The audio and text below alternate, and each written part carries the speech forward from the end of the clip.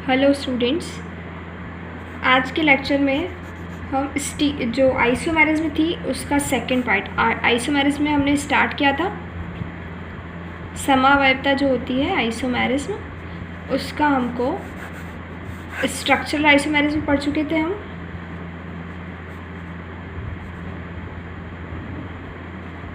Structural isomerism और stereo isomerism.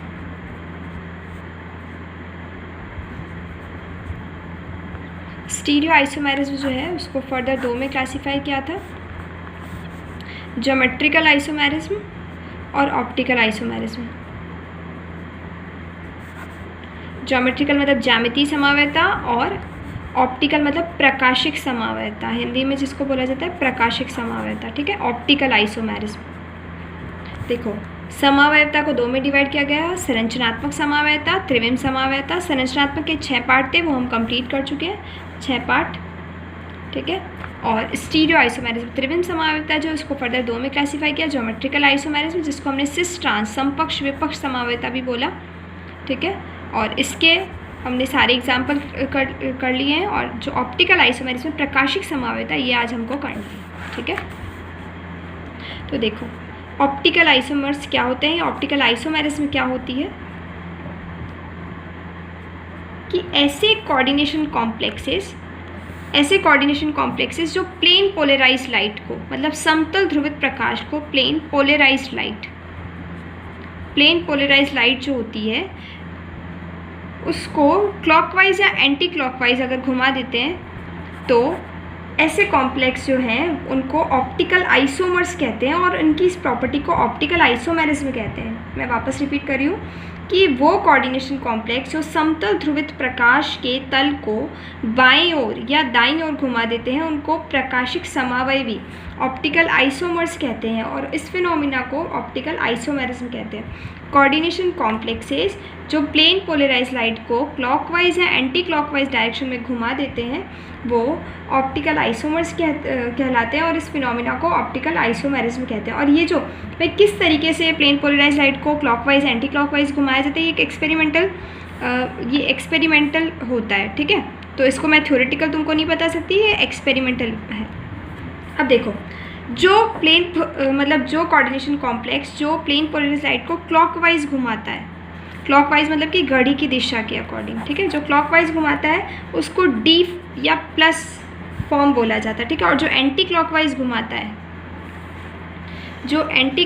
घुमाता है उस फॉर्म को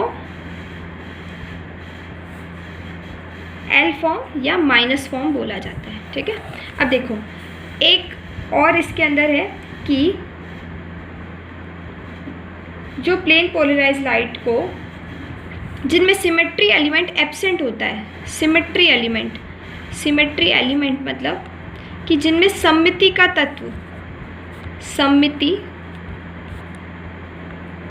तत्व मतलब कि कोई भी प्लेन जिसके अंदर नहीं लगता है, सिमेट्री एलिमेंट की जिसको आप बराबर इक्वल दो पार्ट पे काट नहीं सकते, तो जिन कोऑर्डिनेशन कॉम्प्लेक्स के अंदर सिमेट्री एलिमेंट अगर एब्सेंट होता है तो वो ऑप्टिकल एक्टिविटी शो करते हैं, वो प्रकाशिक समावयवी होते हैं, ऑप्टिकल एक्टिव होते हैं। ठीक है, ऑप्टिकल एक्टिव होते हैं, प्रकाशिक समावयवता शो करते हैं। कौन शो करते हैं? वो कोऑर्डिनेशन कॉम्प्लेक्सेस जिनके अंदर सिमेट्री एलिमेंट, सममिति तत्व जो है वो एब्सेंट अगर होता है तो वो ऑप्टिकल एक्टिव होते हैं। ठीक है, फॉर एग्जाम्पल देखो,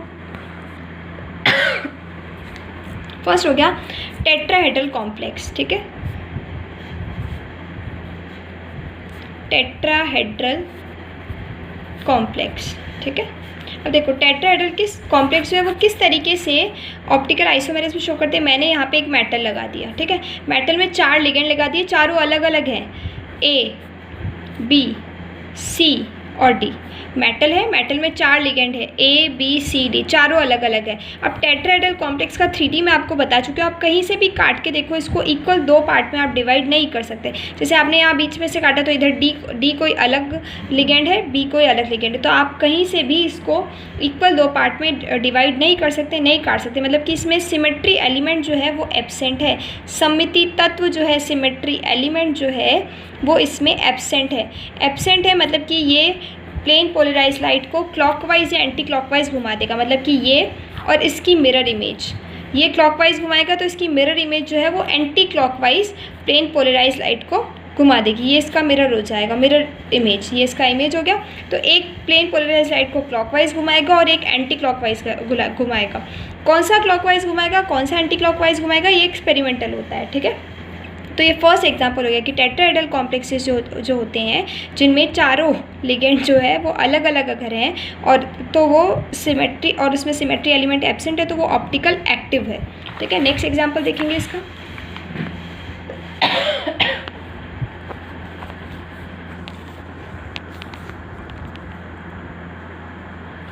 नेक्स्ट एग्जांपल देखेंगे इसका। सेकेंड एग्जाम्पल है ऑक्टाहेड्रल कॉम्प्लेक्सेस में, ठीक है, अष्टफलकीय संकुलों में।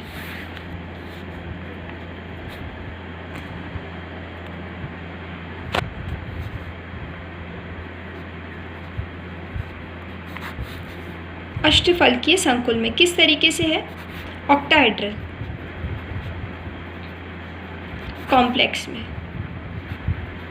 किस तरीके से ये ऑप्टिकल एक्टिविटी शो करते हैं। देखो, ऑक्टाहेड्रल कॉम्प्लेक्स मैंने ले लिया एम ए का होल थ्राइस।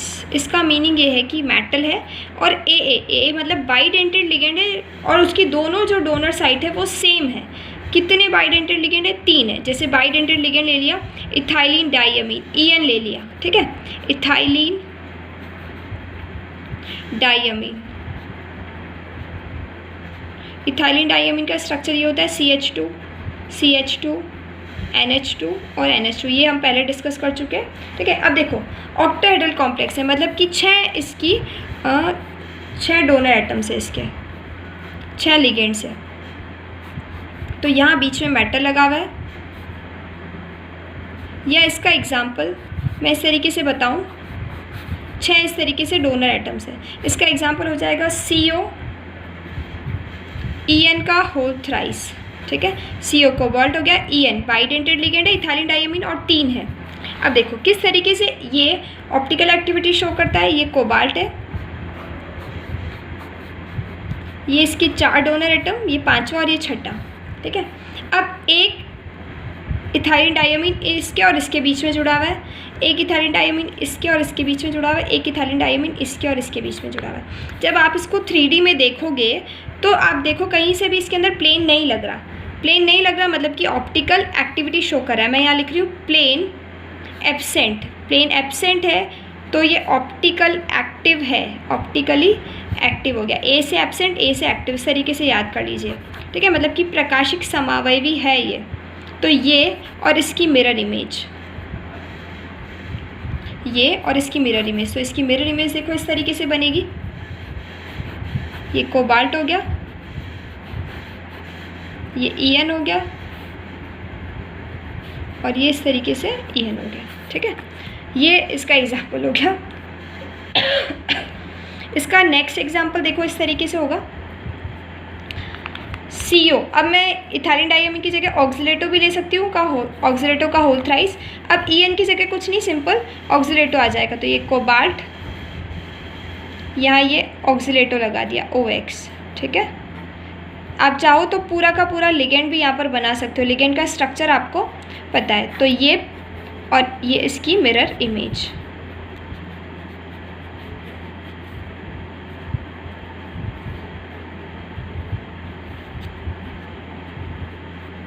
ठीक है। ये और इसकी मिरर इमेज, एक प्लेन पोलराइज लाइट को क्लॉकवाइज घुमाएगा तो दूसरा एंटी क्लॉकवाइज घुमाएगा। कहीं से भी इसमें प्लेन प्रेजेंट नहीं है, प्लेन एब्सेंट है, तो ये ऑप्टिकल एक्टिव है। थर्ड एग्जाम्पल देखेंगे हम इसका। नेक्स्ट एग्जाम्पल है इसका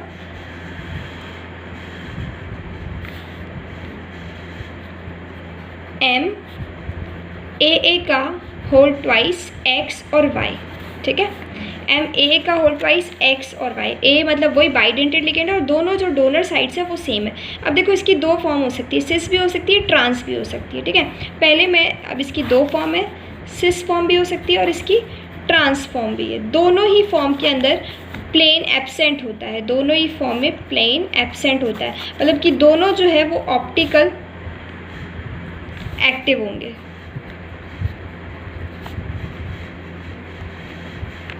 ठीक है, किस तरीके से होंगे देखो, सबसे पहले हम इसकी ट्रांसफॉर्म डिस्कस कर रहे हैं, ठीक है। ट्रांसफॉर्म किस तरीके से ऑप्टिकल एक्टिव है, इसका एग्जांपल हो जाएगा हमारे पास CO कोबाल्ट, En का होल ट्वाइस और X में ले लिया Cl और Y में ले लिया Br, ठीक है। ये इस फॉर्मूले को फॉलो कर रहा है। अब देखेंगे इसकी ट्रांसफॉर्म में देखो ये दोनों लिगेंड अलग अलग है और यहाँ पर ये En सेम लिगेंड, तो En जो सेम लिगेंड है वो एक दूसरे के 180 पर एंगल पर होना चाहिए। तो देखेंगे कोबाल्ट, यहाँ En लगा दिया, यहाँ En लगा दिया, दोनों एक दूसरे के 180 डिग्री के एंगल पर है। ऊपर Cl और नीचे Br है, ठीक है। आप इसमें कहीं से भी प्लेन लगाओ, प्लेन नहीं लगेगा। अगर आप बीच में से जो स्क्वायर प्लेनर है वहाँ से अगर आप प्लेन लगाते हो तो ऊपर Cl आ गया, नीचे Br आ गया, तो ये नहीं कटेगा इक्वली दो पार्ट में। तो ये और इसकी मिरर इमेज कुछ इस टाइप की होगी, ऊपर Cl नीचे Br, दोनों साइड में En, ठीक है। तो ये इसमें प्लेन एब्सेंट है, ये ऑप्टिकल एक्टिव है, ये ट्रांसफॉर्म ऑप्टिकल एक्टिव है। अब हम सिस फॉर्म देखेंगे, इसकी सिस फॉर्म किस तरीके से ऑप्टिकल एक्टिव है। देखो सिस फॉर्म मतलब कि जो दोनों En है उनके बीच में 90 डिग्री का एंगल होना चाहिए। मैं यहाँ लगा दूँ, ये En यहाँ लगा दिया, 90 डिग्री का एंगल हो गया, और दूसरा En यहाँ लगा दिया, ठीक है। इसका 3D जब भी कभी क्लास स्टार्ट होगी तो मैं 3D आपको बता दूंगी। यहाँ Cl हो गया, यहाँ Br हो गया, मतलब इनके बीच में भी देखो 90 का एंगल है। अब ये और इसकी मिरर इमेज प्लेन लगाएंगे हम, मैं तुमको क्लासेस स्टार्ट होंगी तो इसका 3D और प्लेन किस तरीके से लगाते हैं वो बताऊँगी। तो यहाँ Cl और इसका Br,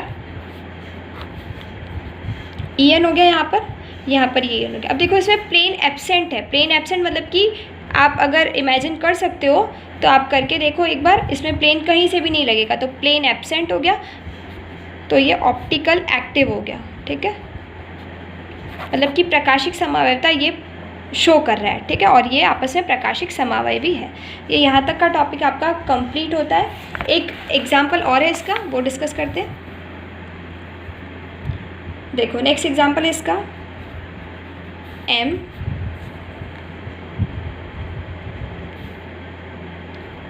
AA X2 Y2, ठीक है। ये इसका एग्जाम्पल है।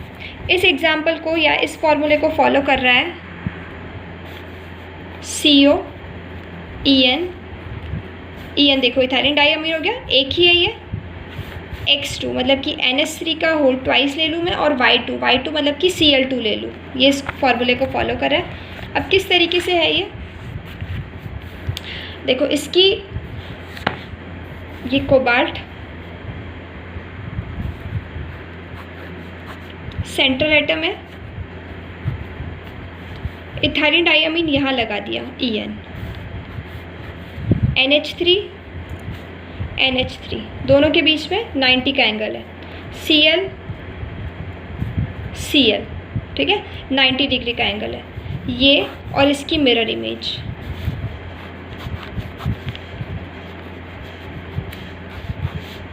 NH3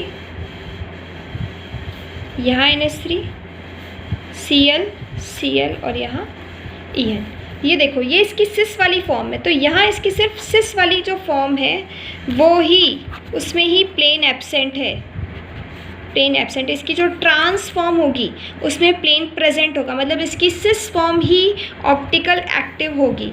transform optically active, cis form ही ऑप्टिकल एक्टिविटी शो करेगी, ट्रांसफॉर्म इसकी ऑप्टिकल एक्टिविटी शो नहीं करेगी। ट्रांस आप बनाकर देखिए, ऑप्टिकल एक्टिविटी शो नहीं करेगी, मतलब जो ट्रांसफॉर्म है उसके अंदर प्लेन प्रेजेंट होगा। ट्रांसफॉर्म आप मुझे बनाकर दिखाएंगे, ठीक है। ये वीडियो यहीं ख़त्म होता है।